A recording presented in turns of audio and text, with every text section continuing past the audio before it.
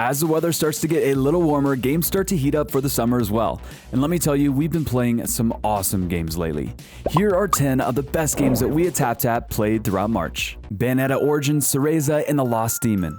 This is a masterpiece of a game that manages to be even better than Bayonetta 3. We got so much out of Bayonetta Origins that finishing the game left us feeling bittersweet. And it's pretty rare that a game moves us that much. Beecarbonize. We've always been down for a good card game, but a good card game that might just teach us how to save the world? Now that's something special. Beecarbonize is a card and resource management game that's all about building a clean, safe future before the environment is destroyed by global warming.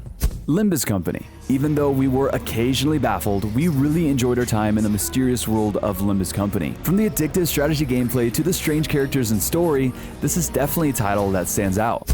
Mato Anomalies, or Mato Anomalies, I have no idea actually how to pronounce this one, is too great of a game to pass on. This visually stunning RPG explores a neo-futuristic world of crime and darkness with a well-written story and an anime-inspired art style that reminds us of the Persona franchise. It's a must-try for anyone that enjoys a good adventure.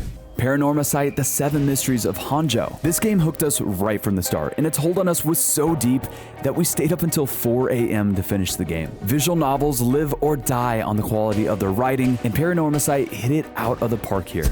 Resident Evil 4. Remaking one of the most beloved games of all time is no small task, but Capcom has pulled it off effortlessly. This new version for Resident Evil 4 not only lives up to the original, but actually surpasses it by tightening up some of the weaker segments from the original and focusing in on the tight gunplay and horror that made it an all-time masterpiece. Tchia. Tchia feels distinct from The Legend of Zelda, but at times we were reminded of certain games in that series like The Wind Waker and Breath of the Wild. The immersive world of Tchia is inspired by New Caledonia, an island in the South Pacific Ocean where the game's developers live. And this unexplored setting helps the game stand out and leads to moments that feel magical. Terra Nill. This game looks like a city builder, but it's really more of a puzzle game. Once we healed the map's ecosystem, we had to figure out how to tear down our equipment, recycle it, and airlift it out, leaving the lush wilderness pristine and peaceful once again. It's the first game that we played that let us build something, watch it develop and bloom, and then pack up and leave without a trace of our presence remaining afterward. Voice of Cards, The Isle Dragon Roars.